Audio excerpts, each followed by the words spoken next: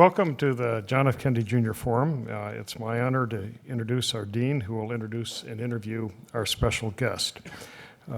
Dean David T. Ellwood is the Scott M. Black Professor of Political Economy here at the Kennedy School. He's a former Assistant Secretary of Health and Human Services and was co-chair of the President's Working Group on Welfare Reform back in the 1990s. He's the author of a number of books, one of which won an award from the appropriate professional association as the Book of the Year. Dean Ellwood is a graduate of Harvard College, received his PhD here, and most significantly, I think for all of you to know, our platform this evening is Midwestern. The dean is from Minnesota. Our guest is from Illinois. Thank you.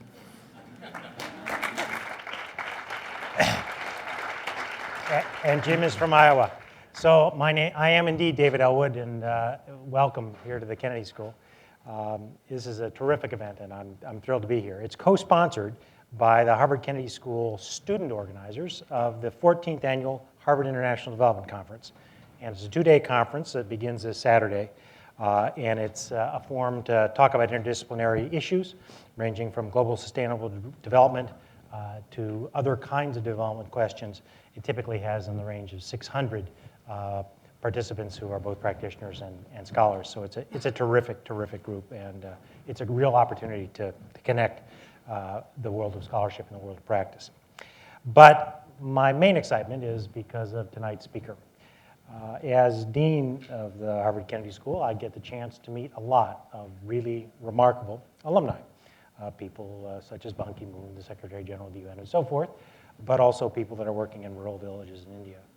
But it's hard to pick one that is more exceptional than our speaker tonight, who is indeed a graduate of the Kennedy School. He is Conde Rice once called Bob Zoellick a masterful strategist and an intellectual leader. And one ex-colleague called him the most impressive thinker of my time in government. He earned his JD at the Harvard Law School and his master's degree in public policy here at the Kennedy School in 1981. Is that right for the Kennedy School?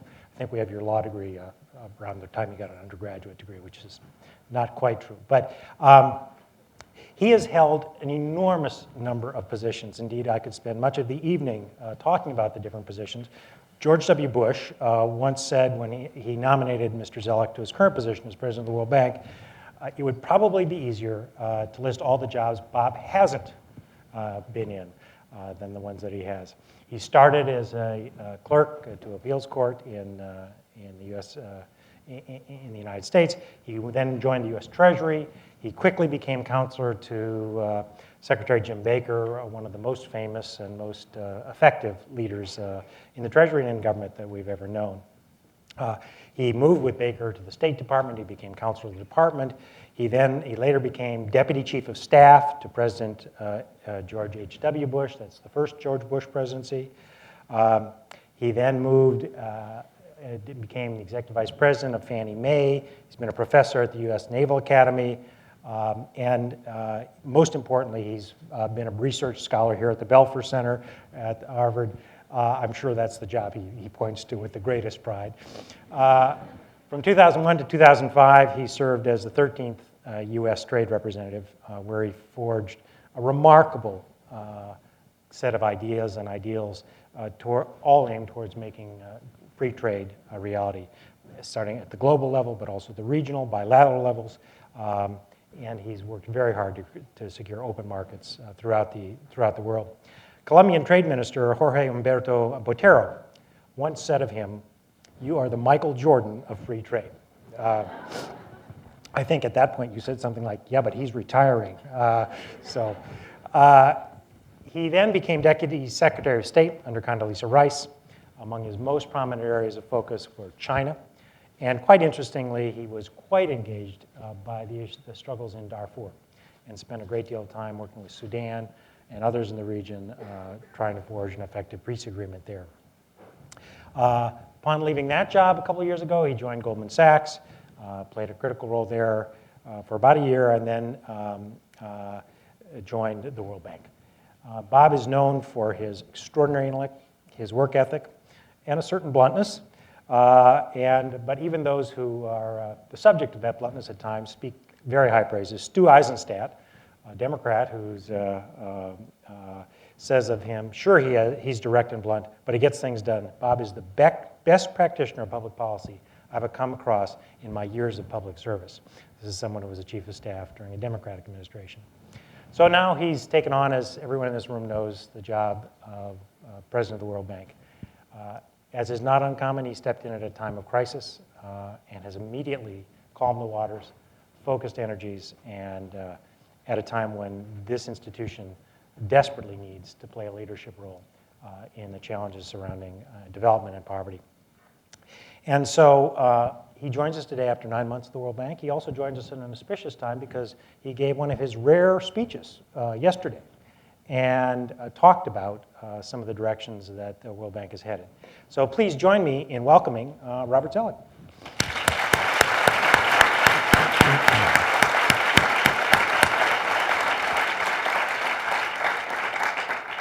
So welcome, and let's start with that speech of yesterday. You outlined a few things for the World Bank. You want to comment on one or two of those, or all four, as an opening? Well, because you gave a little bit of a background introduction just as you were speaking, I wanted to just mention something for people that I think for this institution is very important. I think David and I talked about coming up when we were together with Graham Allison at what was a very, very sad event, which was a memorial ceremony for Richard Darman, who was a professor here, but also a true excellent practitioner of the field of government and public policy, and who I met at the Kennedy School when I was in the joint program, and who taught me an enormous amount. And he's somebody that has had tremendous influence in the field of policy, but also, frankly, for many people, for many countries, and indeed, just to give you a little sense of the effect of this, I was traveling around Africa at the time that I learned that Dick finally passed away at a very young age of 64. It's increasingly young to me, it may not be to you. I was mentioning this to one of my colleagues on the plane, who is our vice president for Africa, a Nigerian woman, Obi Ezekwesili. And in the process, I learned that she was a Kennedy School graduate, and she said, oh yes, I had his course. It was the best that I'd taken here. So I hope there's a way also that the Kennedy School can figure out some way that we can leave a memorial for such an important teacher, as well as a superb public servant.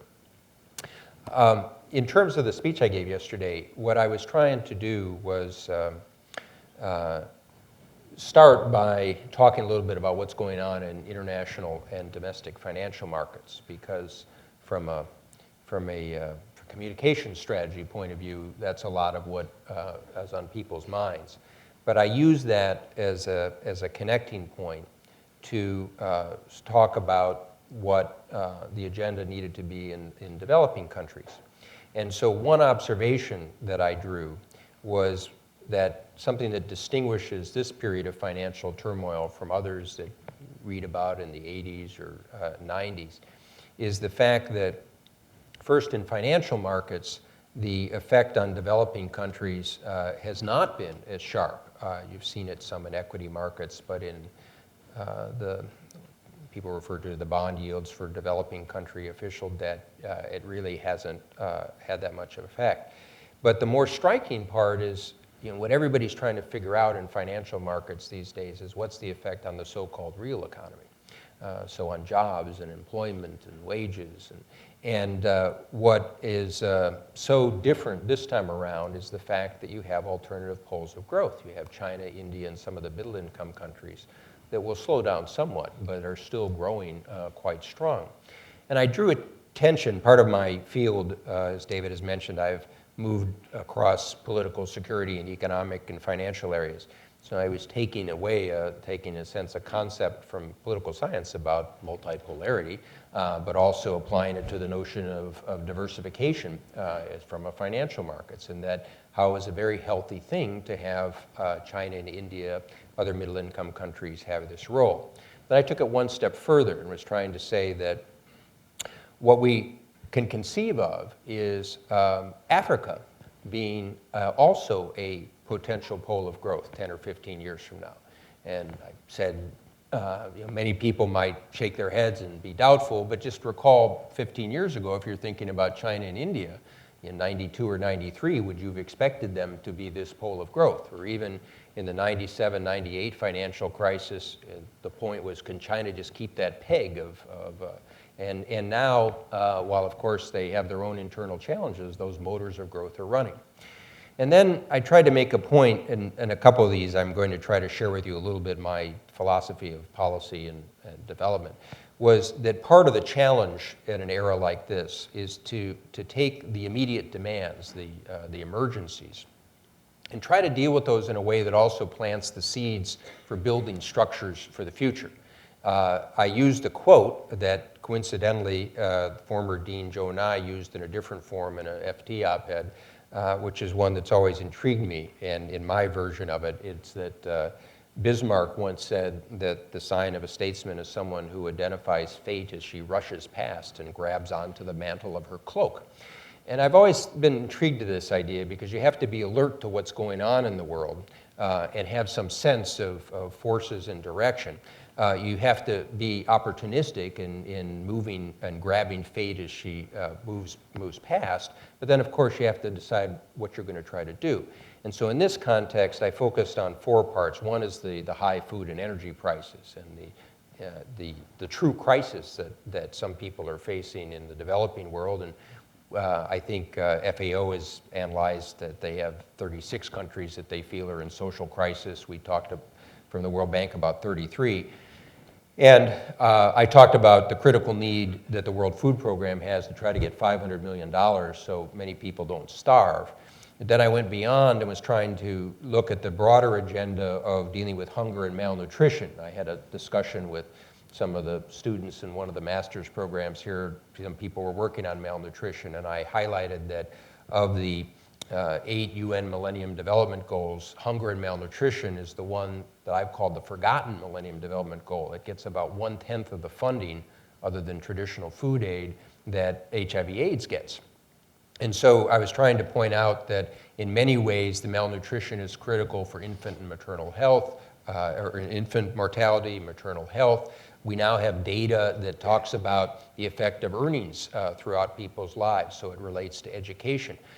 So it's one where the international community needs to try to figure out how it's going to better address. And unlike some of the Millennium Development Goals, we actually know how to do this one. It's a question of actually putting together the systems to be able to try to improve nutrition.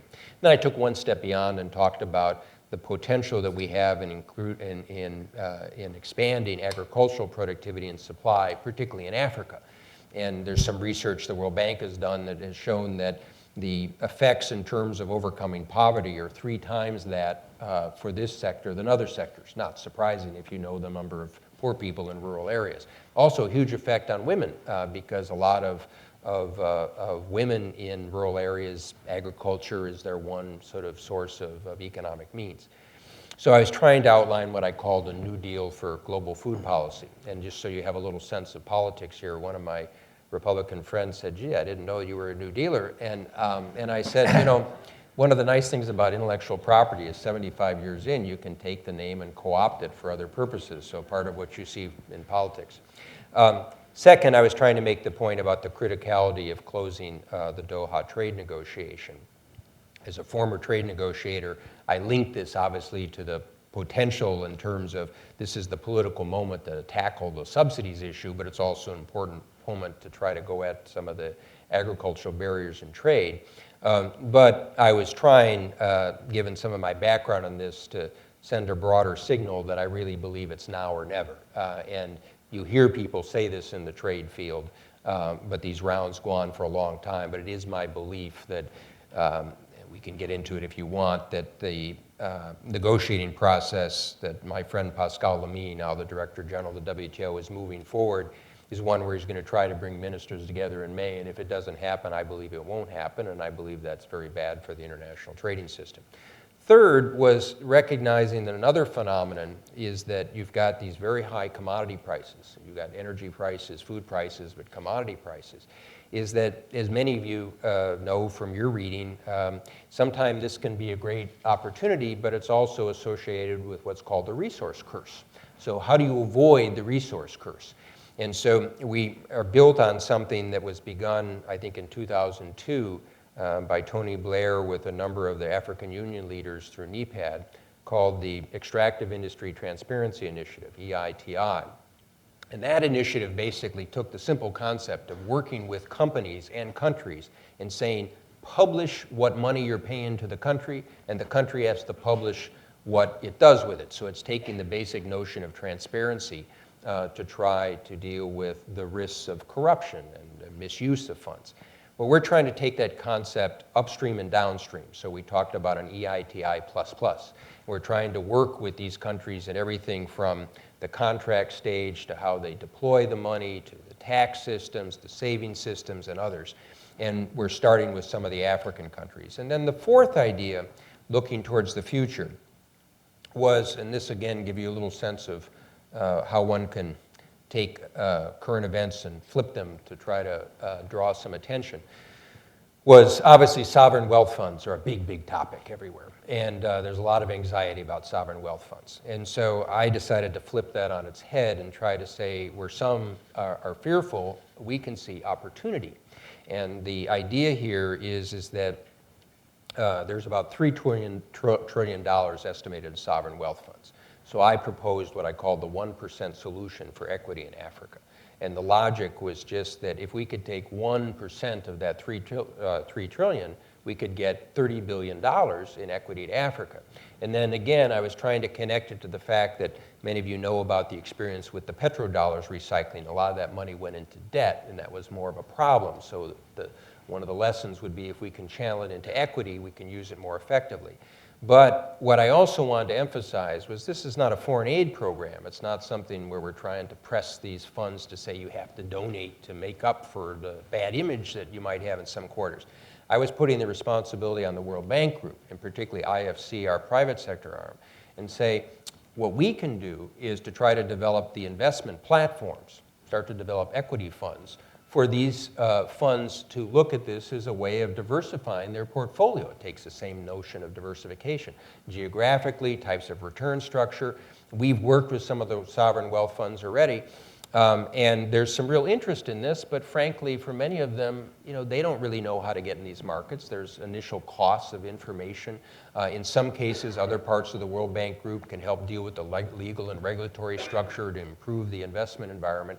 And so it's our responsibility as an international public institution to try to create the vehicles for this. We might do it through joint ventures, we might do it for funds.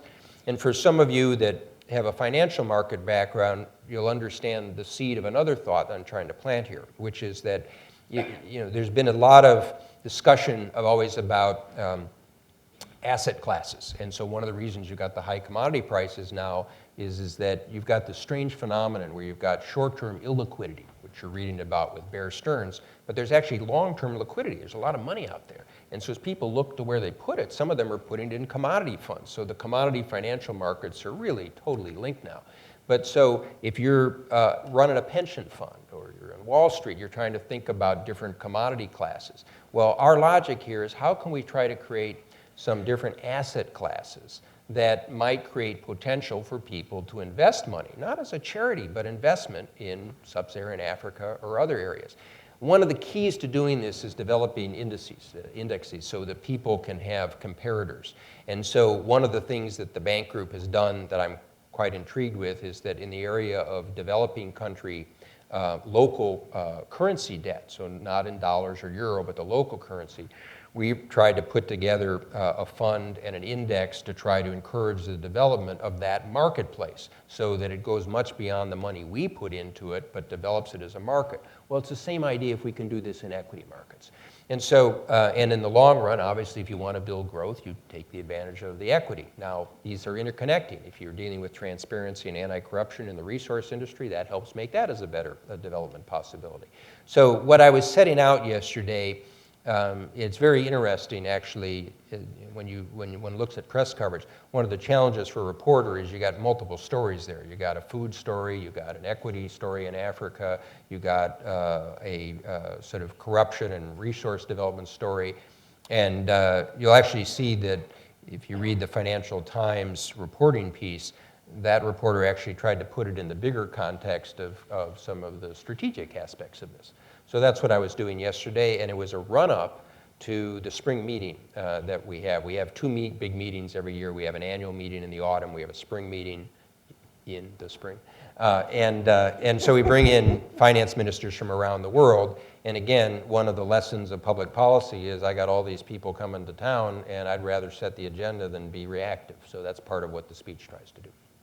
Now, you opened by saying that you were actually optimistic about Africa, that it could sort of follow the roots of China and India. Can you say a word or two about what you think allowed China and India to take off? And are there different problems in Africa? Are they the same? Yeah. How do you see the future going? Well, and indeed, one of the things I talk about in the speech is that obviously when you talk about an area as diverse as sub-Saharan Africa, you have to disaggregate. But if I look into three categories for sub-Saharan Africa, one thing is that many people don't know that there are 17 countries in sub-Saharan Africa, representing about 33% of the public, that grew on average 5.5% a year from 95 to 2005 without being big resource producers. And these are the countries that when you go visit now, they say, look, we want to focus on the social development agenda, but we also want to go beyond. We want to grow. And so what do they want? They want energy. They want infrastructure. They want regional integration linked to international markets because some of them are landlocked countries or they're too small as markets. Very great and appealing agenda if you're thinking about also the other thing they emphasize is private sector development. Now, there's a second group of countries representing about 29% of the public that are resource development producers in energy. And these countries grew about 7.2% over that same period. But there, again, the question is not what resources we put in, it's how they use the resources, hence the use of the Extractive Industry Transparency Initiative and the plus development that we add to it. Now, those that are left fall into another challenge for development. And these are those that are the post-conflict states or those that are facing state breakdown. And here, the challenge is not only for them, it's for their neighbors. So you have some countries that are doing pretty well, but frankly, if their neighbor collapses, well, then you get refugees. You can show this statistically. The average GDP growth declines by about 1.2% if you're a country that is neighboring a conflict state. And so part of the other strategic themes that I set out in October for the bank group was recognizing that this category of countries is not just a slightly harder problem of development. The development field in many ways sort of looked upon these as, well, tougher cases. I tried to break them out because I think we have different issues related to security and political and legal development. I met some students here who were in Liberia. You're going to have President Johnson Sirleaf. This is a wonderful example of somebody who's on the front line of trying to deal with this issue. And so, for example, her priority right now is roads. And so when we were there, she was talking about roads as building basic infrastructure, but showing people that something is changing in the country.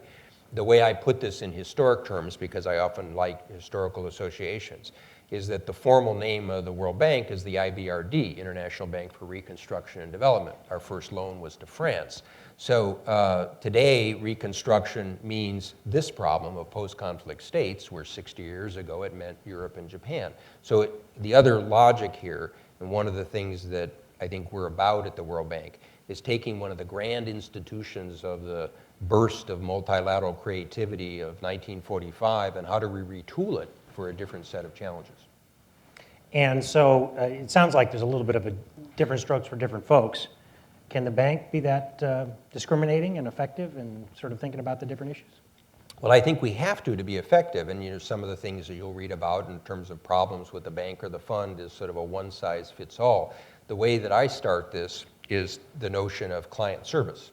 So if you're thinking, you've got Ben Heineman here from GE, if you're thinking you're a worldwide operation, or he was with them, is that if you think about how they do business, they have certain sort of global knowledge and attributes, but they have to customize for each market.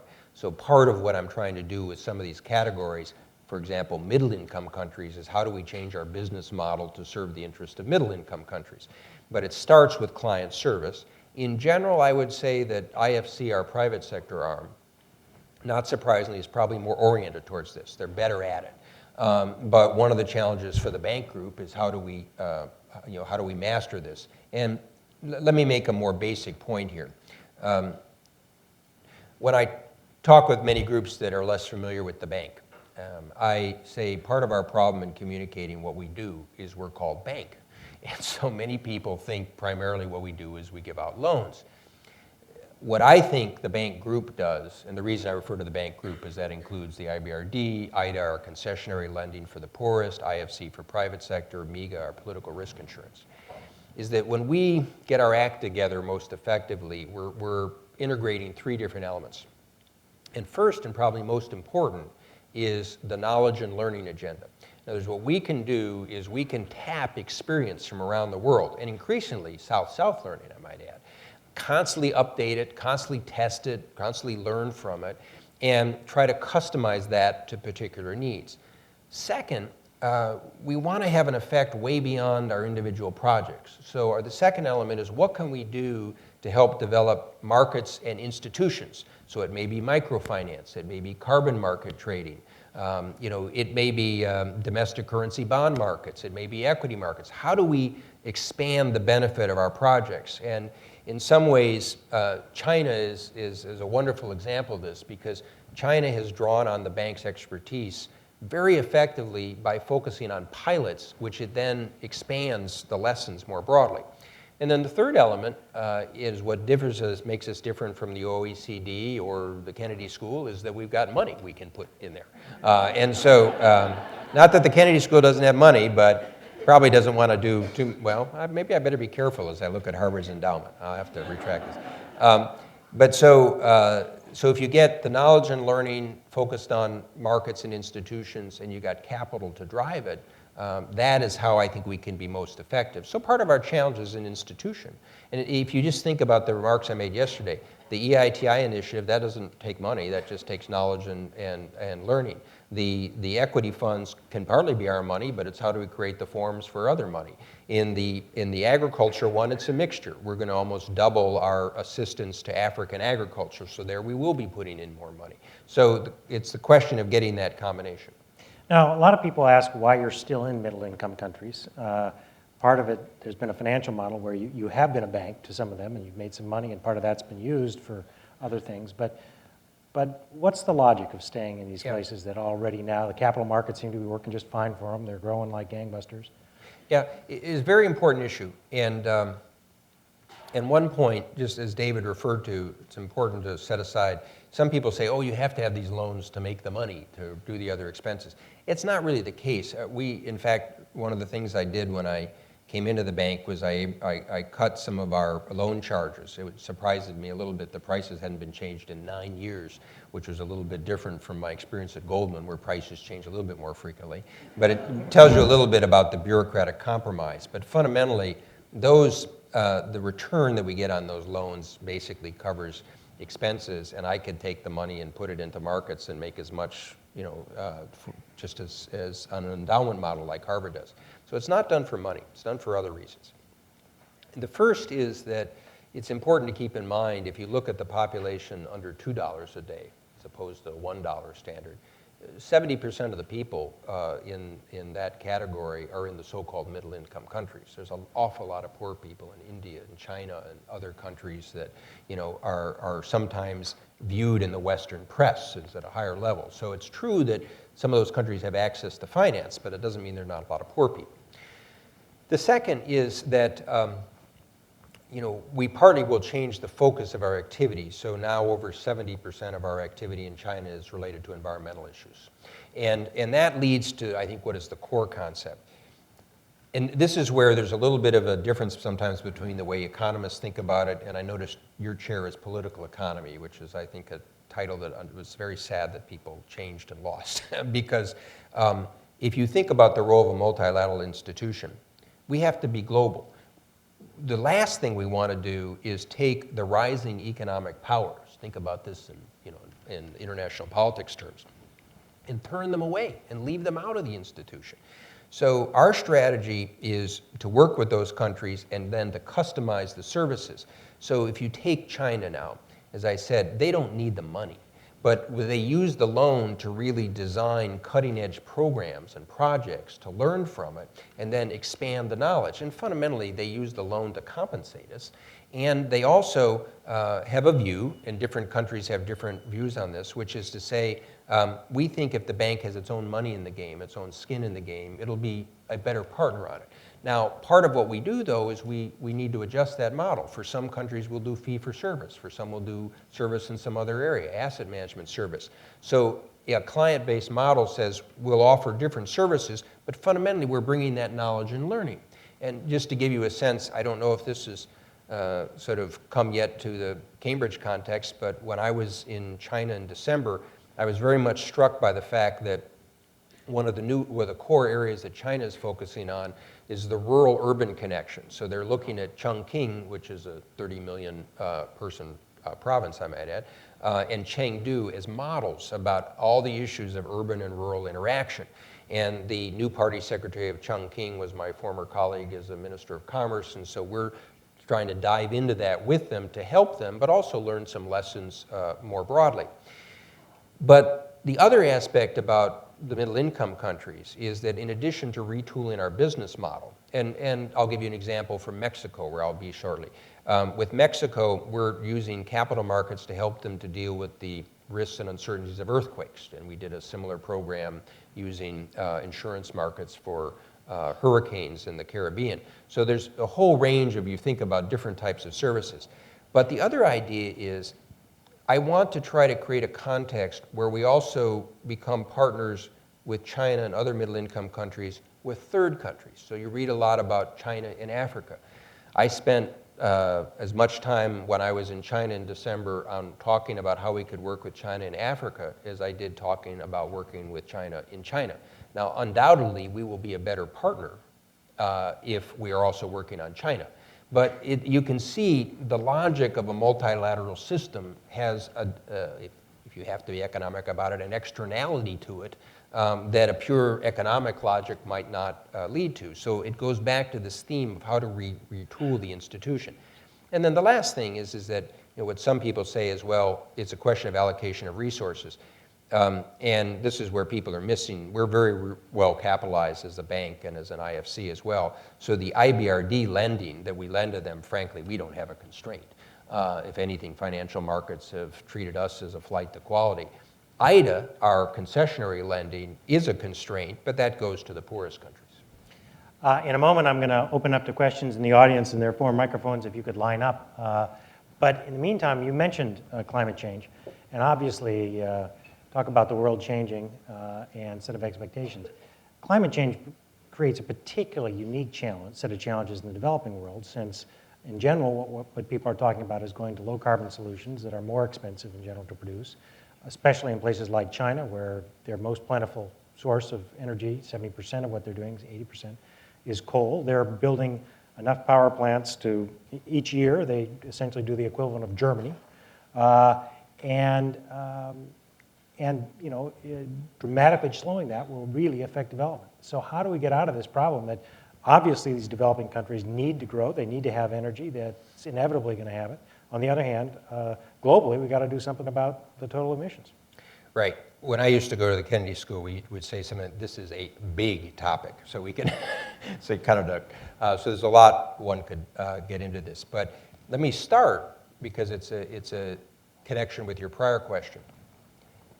One thing's very clear. You're not going to deal with the climate change question unless you get the developing countries as part of this. So again, for the bank as an institution that's part of an international system, why in goodness name would you cut yourself off from these countries when they're going to be critical to any of the type of issues we deal with in the future?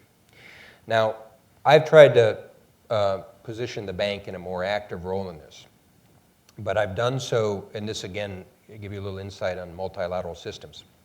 Bank has to be very careful because sometimes the bank was seen as a heavy-handed player. We have resources others don't. This goes back to sometimes, past styles, sort of the bank seeing itself as having it its way or the highway as opposed to a sort of more network model. And so when you work with a problem that is in the province of the UN system, we have to be very careful on how we sort of are in a support role. So I've talked about the bank as the blue-collar worker of climate change. And what I mean by that is it is our role to help demonstrate some of the tools, show how they can work, practical experience that then as people and governments determine where they want to go in a post-Kyoto environment, they have something practical. And let me give you a real-life example. I was in Bali, and one of the few substantive steps that the Bali negotiators took in Bali was to say, Kyoto did not give credit for avoiding deforestation. It gave credit for forestation, but not avoiding deforestation. So they decided that the agreement would have to give credit for this.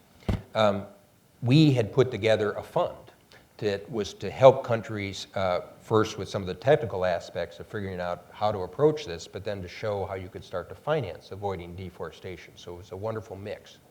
But what we've tried to do is start with the assumption that as the bank, we need to focus principally on the concerns of the developing countries.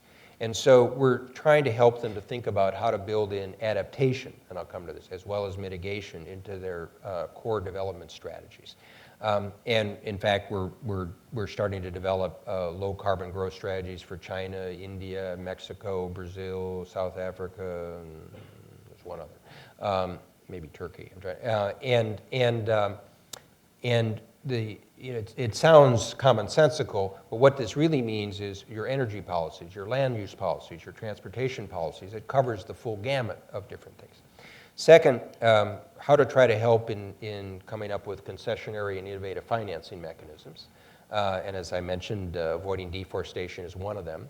Part of our challenge now is when countries want to demonstrate their support, we have to make sure there's not one fund per country. And this shows the real world of politics. Politicians want to get credit. They want to put money into something. They don't want it just to go in a general pot. So how do we, in a sense, create a portfolio of funds that allows people to get credit for doing something good, but also makes it workable? A third area is carbon trading. And we're looking very deeply into what's the current state of carbon trading, where are the major problems, how can we make that work more efficiently?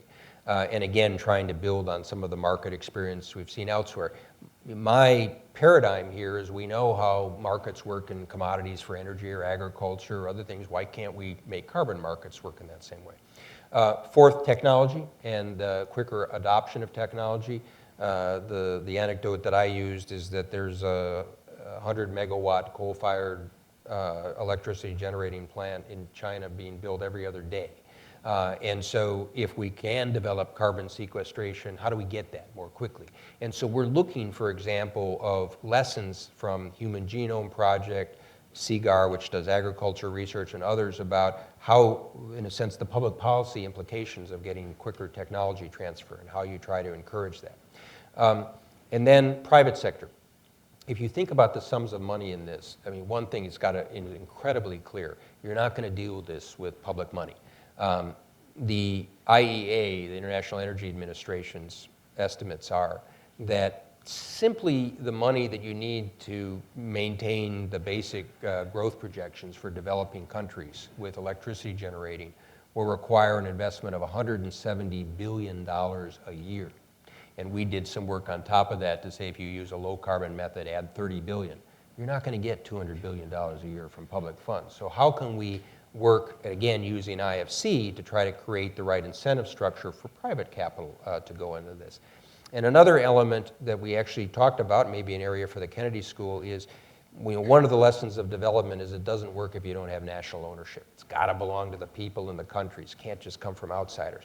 So what can we help develop, just as we've worked over the years to enhance the capabilities and capacities for development economics, to do so with people that also have a low carbon outlook in this, and that's a building program. And so if we do these 6 things effectively, I hope we can be positioned to be supportive of the overall negotiating process. And I want to come back to one point, though. I touched on adaptation. This is very fascinating to me because if you talk to most people looking at the climate change issue, they're focused on the mitigation agenda, classic global public goods issue. And of course, the effect of greenhouse gases in one area has a global effect. If you talk to developing countries, their primary interest is adaptation. If you're in Bangladesh and the sea rises another 1.5 meters, you lose 40% of your country. Okay? And you also, that isn't even looking at the melting Himalayas. If you're an island, you may lose all of your country. And the effects of the, in a sense, what people talk about with probabilities about effects in the international environment, another 2 or 3 or 4 or 5 degrees centigrade, over the course of 5 or 10 or 15 years, are immediate crises for these countries today. Now, this is intriguing, again, as a public policy issue because the mitigation approach is a global one. This is highly localized, and frankly, this is the sort of thing you're supposed to learn at the Kennedy School. It starts out that you almost have no data. You have very lousy information. You don't really know how to analyze these issues and how to approach them. And yet you've got this disconnect between some of the developing countries and the developed countries about how they're approaching this problem. So for those of you who are interested, not just in this problem as a question of climate change, but as a question of international institutions, let me tell you, this is going to be a fascinating one. And I put a little paragraph in the speech I gave yesterday that drew a reference to something that I think perhaps only Pascal Lamy and I have thought about, which is having the scars of trying to make a multilateral system work in trade, where, to be honest, the economics of trade have been pretty well known for a considerable number of years, and it's still darn difficult to get 150 economies to come to what's in their self-interest. If this doesn't make, let me tell you, it's not going to be, it doesn't augur well for what the prospects are going to be in a climate change negotiation. And also, I mean, the real, in a sense, effect that the countries in the developing world that feel that they didn't get the advantage in the trading system, they're not going to approach these meetings with a very positive attitude. So it's a very interesting international design issue. All right, so let me turn to questions. And we have microphones in 4 locations. Just a reminder that questions here at the Kennedy School have several critical elements. The first is you identify yourself. The second, that it's very short, it has one and only one thought in it. And the third is that it ends with a question mark. I'm sure a lot of people would like to ask questions, so again, please keep it quite short. And I just have to say, I'm very encouraged because I saw one of you get up to leave, and I thought I barely started, and then I realized you were getting in line. Hi, my name is Peter Liu. I'm a graduate student in physics here, and I just want to thank you so much for your remarks. You're one of my personal heroes as a big fan of free trade, so that's going to be my question. Well, there's 2 of us now.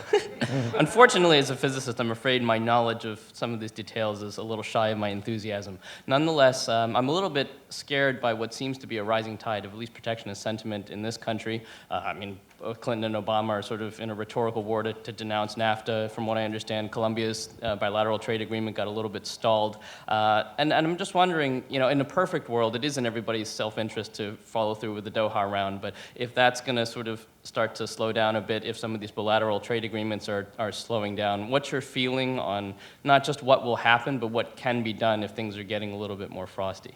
Mm-hmm. Well, I think it is very dangerous, and I made a allusion in the speech that I don't only think it's an issue of Doha, I do think it's the trading system. It saddens me to say that in my own country, I do think you have economic isolationism, and frankly, it's connected with nativism. By the way, this is an interesting question. We have an international audience here. Is that as I write speeches, I now have a much more multilateral staff. They had me take out nativism because they thought it might be misperceived, and I was trying to explain the origin of nativism. But nevertheless, xenophobia, if you would like. But you have these impulses here, and they are definitely playing into the politics of this country. And I believe that it's a tragedy not only for the world system, but for the United States, because basically it takes a defeatist policy and it doesn't recognize the potential of globalization. Now, having said that, I think there's partly as in anything, politics and economics. And what you do have to do is you have to help people adjust to change. And I think there's a lot more that can be done, not only to help kind of with winners and losers in the system, but deal with what is an understandable anxiety of globalization. So one of the visions that I've set out more generally with the World Bank is to have an inclusive and sustainable globalization. And I talk about that to make the benefits more inclusive, but the system more inclusive, which will also make it more sustainable in a political science sense, if you will, as well as an environmental sense. So look, you have a system in the US where healthcare depends on your job. You lose your job, that's going to obviously create a lot of anxiety for people. I actually was one of the proponents in my party, and wasn't too many of them, that suggested wage insurance, because I honestly think the wage insurance concept, the US spends about $23 billion on worker retraining a year. And frankly, I often wonder where the money goes.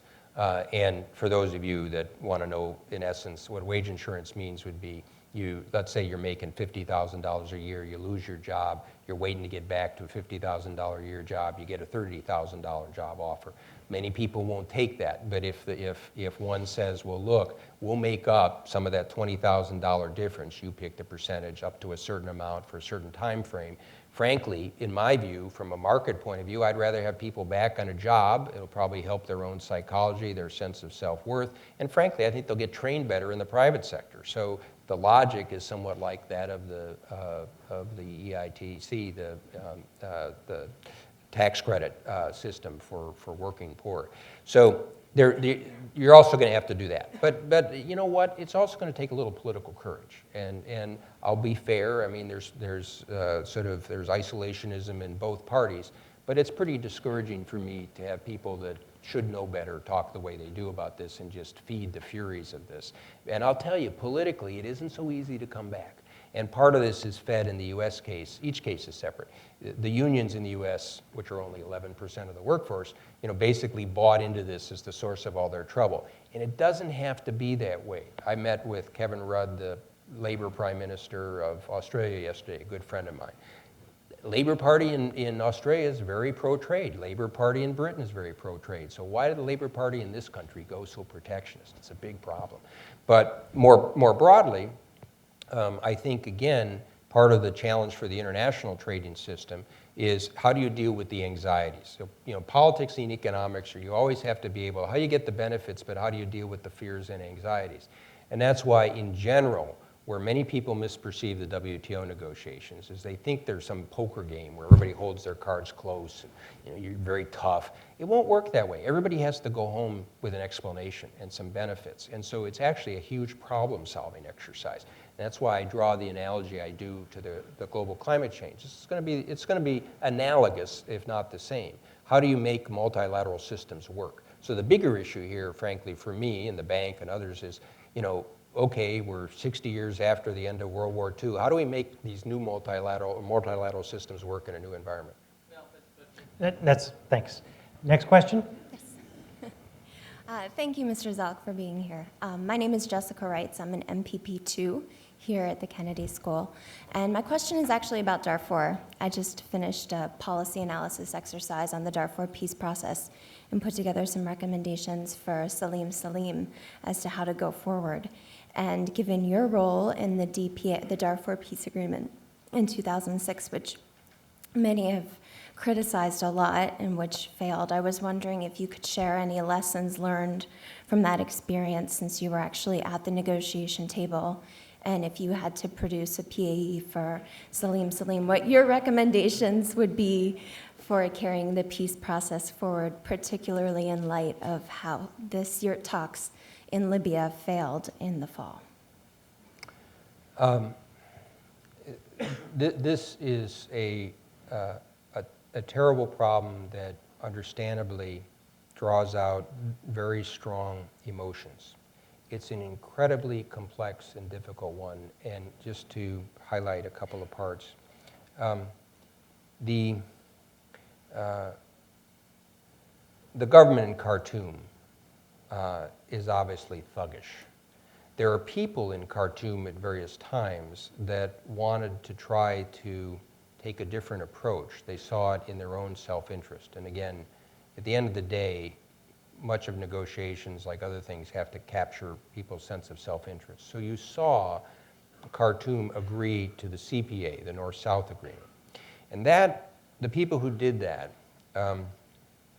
were making a very important strategic choice because they were trying to reverse centuries of Sudanese history where Khartoum was the traditional center that controlled and manipulated the periphery. And we could talk about each case being different, but they were opening up a new door. And the person at that time, Vice President Taha, that did that suffered somewhat, and now he's in his own political survival mode, has sort of moved to another side.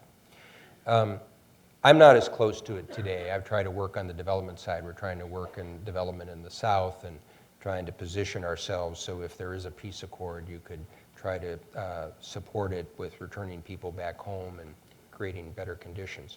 But so the starting point is sort of what does Khartoum really want and what are the incentives and disincentives to get it there. Now, you know, people can easily talk about disincentives, but then you have to really ask yourself, okay, so some people talk about military force. And I just find it an irony sometimes that some of the same people that talk about military force don't want it in Iraq or Afghanistan, so we're going to invade another you know, Muslim country.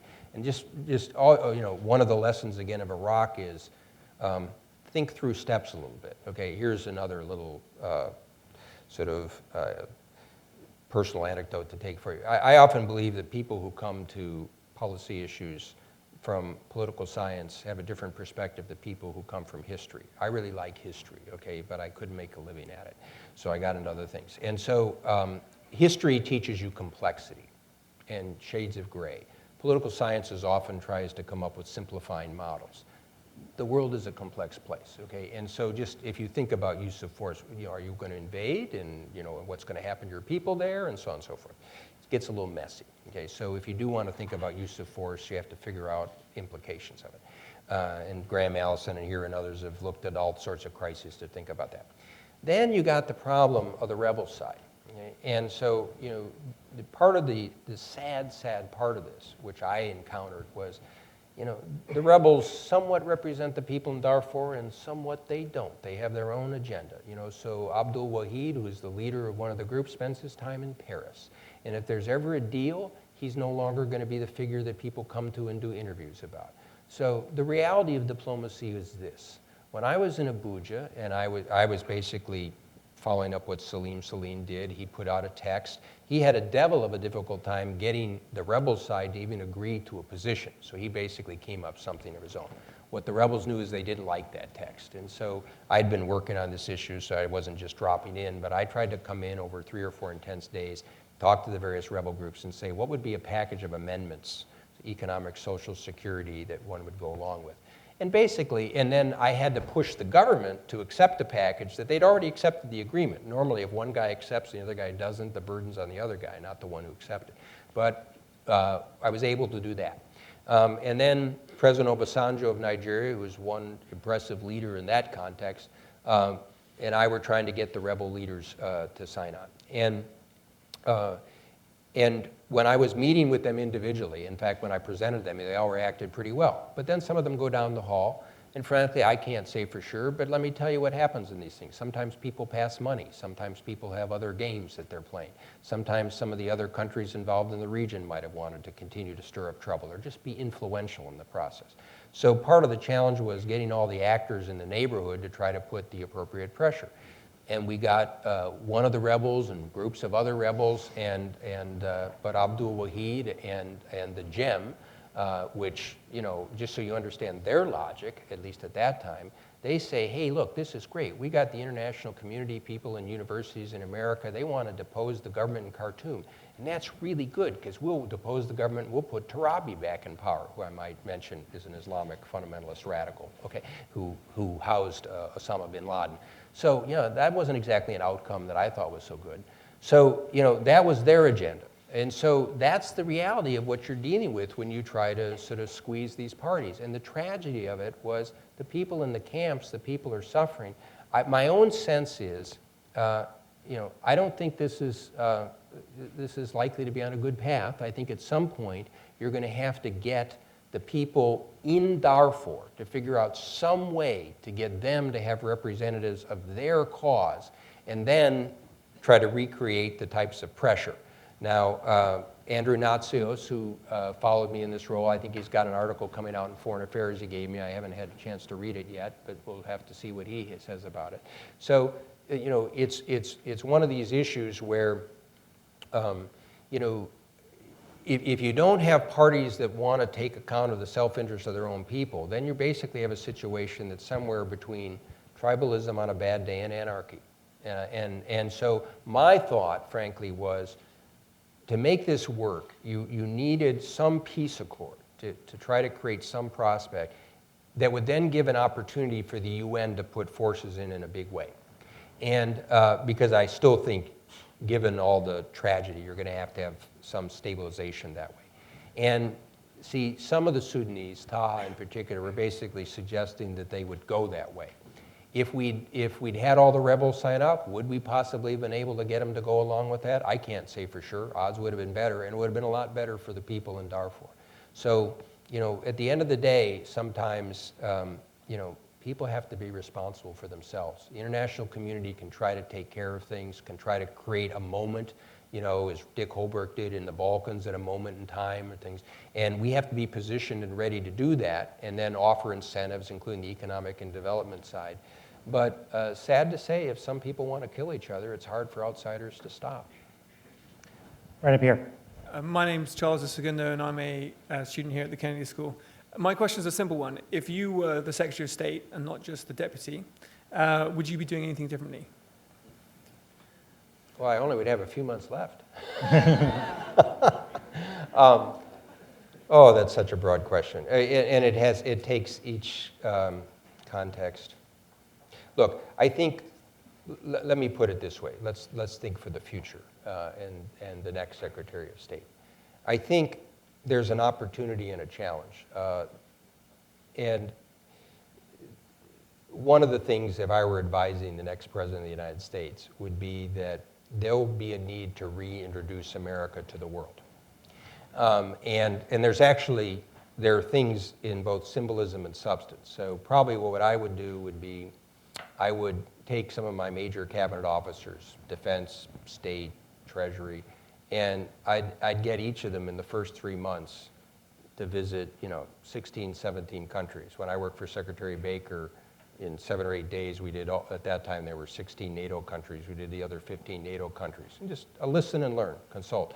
You could have those 3 players visit those countries, and in part, it's symbolism, but it's important symbolism, and it's also listening and learning. And then beyond that, you really have to go to each of the issue areas. It'd be too long of an answer to go through each of those.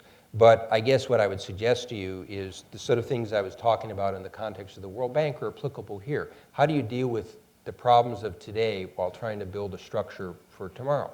So when I was at the State Department, one of the things that I helped had the China account. So I came up with this idea of China as a responsible stakeholder.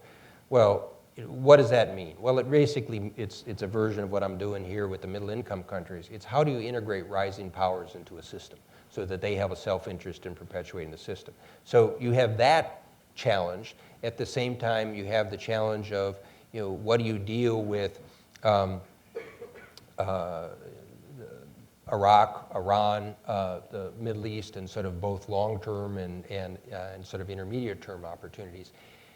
My own view is part of the challenge for an American president and Secretary of State is getting the balance right between alliances and coalitions and pulling people together on one side, which are critical to your effectiveness, and when you take initiative and action. And that's an art, it's not a science. So obviously, in a small way, what I'm trying to do with the World Bank is take a multilateral institution and upgrade it and make it work. But in a bigger way, the view of everybody else isn't always the right view. So just to give you an example from my own experience, other than Jacques Delors, I don't think any European other than the Germans were supportive of German unification. So if we'd followed what everybody wanted to do in Europe, you would have had one heck of a mess, or kept 2 Germanys, or had a conflict. So there was a point where the United States said, look, we have a different view than others, but we tried to work the other parties in a system to bring them around.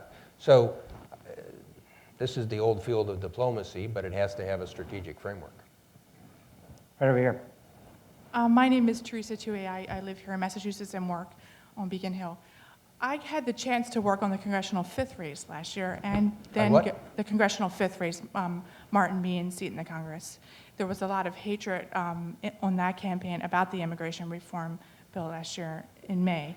Then I had the opportunity to go to Australia and observe Kevin Rudd's election for 5 weeks, and had the chance on Monday to hear Kevin speak at the Brookings Institute about your global stakeholder theory. My question is, I believe that we've suffered in this country in the last 8 years from the politics of fear, and I'm wondering how the World Bank could promote the politics of hope by giving some sort of institutional mechanism to the American public to invest in the rebuilding of Iraq. Of Iraq, did you say? Got to talk to Megan O'Sullivan. She's the expert on Iraq. Surely, you got a real expert here. But anyway, the way that I would try to take your hope issue is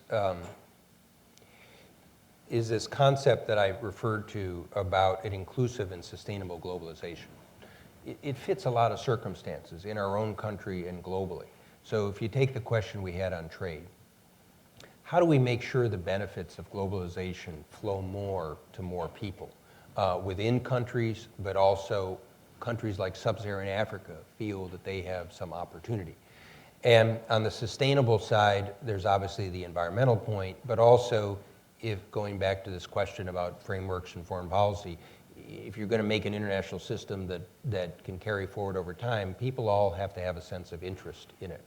And so I think what we're trying to do at the World Bank is trying to emphasize, this aspect of development. And again, from an American point of view, I find there's a lot of people who care a lot about this. Look at how the Congress and the President have been pretty good actually at raising funds for HIV/AIDS and some of the debt forgiveness and other issues. Anti-malaria. If you look at those topics, what often draws people is a special function or cause. So it's not generalized funding, it's funding for a particular area. And one of the challenges of that is, for example, if you look at African healthcare now, you have money that's going into particular categories, but not into the systems that sort of connect them together. David would know this from his work in the US context. And so part of it is, how do we get people to see and appreciate some of their interest in trying to do this? Now, there's different ways, a certain thing in a policy agenda, but I'll give you one that sort of intrigued me. We have put together a special funding mechanism for fighting malaria. And basically, it capitalizes aid flows from countries in advance, and so we use that to raise money now so you can try to address the malaria issue. And then we finance against it. We did a retail bond offering in Japan of anti-malarial bonds. And so people, in a sense, could do well by doing good. So there are ways in which, I think all of us need to think about not only how to get the policy right, but how do you get the buy-in for people and have a sense of participation. The question about Darfur, other than Iraq, I found no other issue that generated as much intensity and interest, and that was a good thing. It's a damn difficult problem, and so the problem is, how do you deal with people who want an immediate sense of needs and interests? And since you've been dealing with this in grassroots political terms, you'd have a better sense than I would about how do you explain this to people? How do you get people to have a sense of buy-in or recognition of some of these issues? And then the last thing on the hope point, I'll just come back. I do think at times of change, you have to help people adjust. And so on the domestic side, I think if you help people adjust to change, still in a market-based way, I think if they're not worried about their own immediate anxieties, then I think some of the social spirit that you see in people could find its way to some of these other topics. We're running out of time, so this may be our last question right here. Okay, thank you. My name is Sean Paul. I'm with the NGO Ecologic. My question refers to climate change, and I wanted to really thank the World Bank and the Biocarbon Fund for their work with us in Honduras on Pico Bonito on one of those demonstration projects. My question is more geared toward, as your view toward building that alternative, the future, constructing options for the future. What role can you see the World Bank play? I'd say in the context, it feels like the international community has done too little too late in terms of mitigation. And what do you see the World Bank can do to really provide leadership on the next round post-Kyoto? Is there a political role that you see that you can play? And is there anything more beyond what you've already said? How do we bring private capital markets to work on this issue more successfully? I'll try to be briefer on this one so you could fit in another one if you want, is that, the first level is if we're performing well on some of the items that I mentioned, financing, working with developing countries, technology, private capital, I think we'll demonstrate in practical ways how we can sort of make this work. But I'll give you another little example just because it has a public policy application of something else we're trying to do. In the Bush 41 administration, when I was an Undersecretary of State, I had responsibility for the climate change negotiations. And my then boss, James Baker, very shrewdly recused himself because he owned oil stocks. So I had all this. It was not a pleasant existence. But anyway, and of course we produced the Rio Accord. And it struck me at the time that when I was discussing some of these issues, at that time, I'm reminded of the Europeans, it was very hard to get people to recognize that you would have sinks as well as sources. And trading was considered to be an immoral concept. And I took away from that the view that if we're going to address this issue, we have to broaden the range of analysis and analytical solutions, and frankly, bring some economics and finance into this. Because, again, I'll be very open with you, this is a tough enough problem. If it becomes theology, it's going to be really tough, okay? And so one of the small things that I tried to do since I came to the World Bank was that I knew the conference was going to be held in Bali. And one of the things I'm trying to do is work more closely with our UN partners, so I attended a meeting of UN chief executives. And I listened to the description of the meeting in Bali, and it fascinated me. It was quite professional, except it could have taken place in Tokyo, London. It had nothing to do with a developing country. And so I spoke to President Yudhoyono of Indonesia and Sri Mulyani, the finance minister, and encouraged them to have a meeting of finance ministers. Not enough would come. We added development ministers to talk about the finance minister and development aspects of this. And the first meeting was, just sort of introductory session. But then one of the things that I decided to do was I want to keep this going. So at the spring meeting, we're going to have the Bali breakfast, just as like you have the Cairns Group for agriculture negotiations. And I'll have, in a sense, the countries on the development committee, we'll have the Indonesians, and we'll have the 3 countries that we are, in a sense, the troika hosting the next level of UN negotiations. And I'm trying to use this almost as an education topic. So I'm going to dig into each time one topic. So this time we're going to dig into adaptation, and I'm trying to look at a little bit, give people an analytical framework. I'd like to do carbon trading as well. And because part of what I perceived, and this is less than a public policy, you have ministers, you're very busy people, and a lot of them are common sense, but they don't have time to get into all this stuff. And so I've run into so many of them that said, gee, I wish I knew a little bit more about carbon trading. I wish I knew a little bit more about technology. And so frankly, what I'm doing is I'm being a research broker here. I'm trying to put together some frameworks to sort of educate people and highlight some questions going forward. So that's another dimension of what we're doing. But the big thing I have to be careful about is that any of these issues also get into questions of international power arrangements. So I have to be very careful because some people were worried, it's funny, a year ago they were worried the World Bank wasn't in the game. Now that we're in the game, they say, oh, you're going to be too influential. So you have to be very careful how you manage these things. Okay, last question if it's short. Yeah, my name is Kamran Kamal. I'm a second-year Master's in Public Policy student. My question is about what is the bank's plan to provide electricity to 1.6 billion people who survive on biomass, and it has serious negative implications for them? Yeah. Well, we are trying to look at a full array of options for people to get energy and electricity sources throughout the developing world.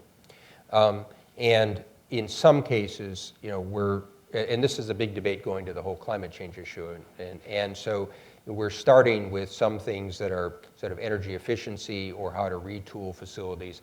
We have a Lighting Africa program that's quite fascinating, using off-grid possibilities that we think that without too many years, we might be able to provide some basic lighting capacities to 250 or 300 million people. But then this is where the debate gets more complex. Then you say, okay, what about other sources? What about hydropower?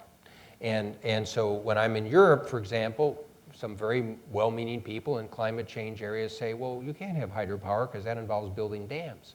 And I try to point out the surest way you're going to lose the developing countries is to say, okay, hydropower is okay in North America and Europe, but not in Africa or other locations. And so instead, I try to make the case, look, we can try to work with countries on the environmental or the community effects, but you can't say no to these. And then, of course, then there's natural gas, and then let's go to the next stage. One of the issues where I've got some work, in a sense, it's the borderline, is when do we use coal? When do we back a coal activity? And so, we have tried, right now, there's a project in India and one in Botswana that we're willing to back, and we're going to get some criticism for it because we're using technology that will lower the carbon emissions. But it was our view that the alternatives really weren't there. We looked at solar as a possibility for Botswana, but solar really isn't at the capability where it can do base load operations yet. So, this is, and this part of the challenge will be, we are experimenting with things like the carbon pricing, the shadow prices. But until the international system prices those, it's unfair to be able to put all the burden on the developing countries. So we actually are scaling up a whole series of our energy productions, and we're trying to use, obviously, sort of low carbon sources. But we're not going to ignore the possibility of energy sources for developing countries. Again, where we can make a difference. Others can fund some of this, but where we may be able to make a difference is bringing technology to try to have sort of lower carbon, higher technology development in the coal area. And I'll just connect this to the larger point. You won't deal with climate change unless you get the developing countries to be part of it. And remember when I talked about the growth agenda in Africa, I said, what do they want? Energy, infrastructure, private sector. If the developing world says, hey, we don't get energy development, forget it. Just forget it. I mean, they're not going to be part of this thing because they're going to see it as an injustice to them. All right, I wouldn't be a good dean of the Kennedy School if I didn't give you one chance to tell the students any word of advice you would have for them if they want to try and follow in your footsteps and do good in this world.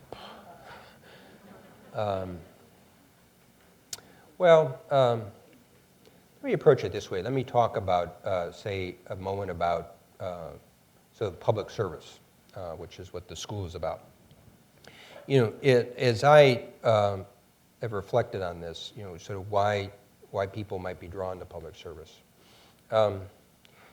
One, because I like history, and if people will pardon an American frame of reference, I think one reason that so many people are interested in these books about the founding brothers or we used to call founding fathers, is because there was this fascinating era where people were trying to create something anew. But that people very much, look, they were just like all of us, as you see with the histories, and they had the rivalries and interests and fights. But they saw a larger purpose that they were trying to create. And I think part of this is a sense of something larger than yourself, giving something back. It might be to a local community, it might be to an international community. But I think, in a way, this serves a self-interest because people like to feel good about that, but it serves a larger interest. I think as somebody who's been in both the public and the private sector professions, from an individual sense of point of view, these are some of the most fascinating problems. I constantly tell the World Bank staff, don't feel bad that we can't solve all this overnight. If people would have, if poverty were an easy question to address, it would have been solved long ago.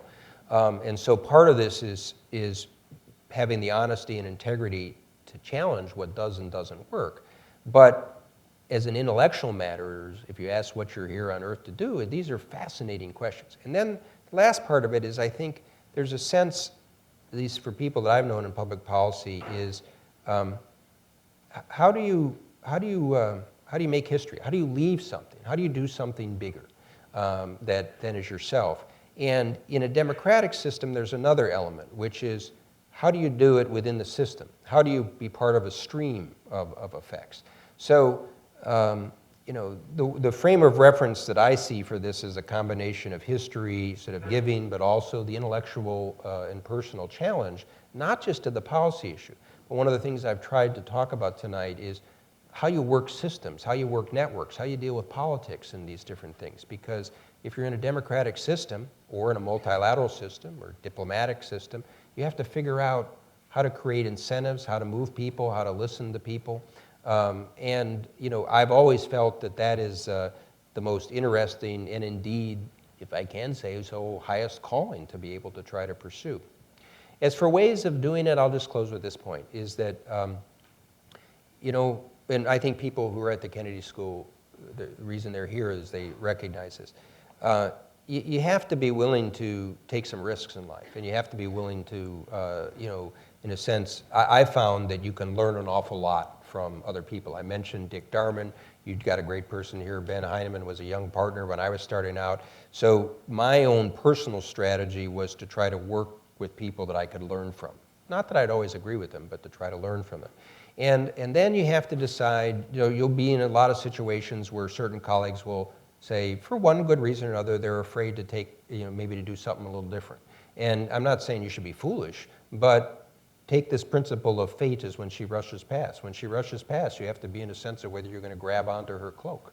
And so, you know, what's a wonderful thing about the Kennedy School, and different from what I was here, is that you now have such a great international combination. You've got the exposure to people, you get a broader network of people, and you get, frankly, a broader set of opportunities than what I was here.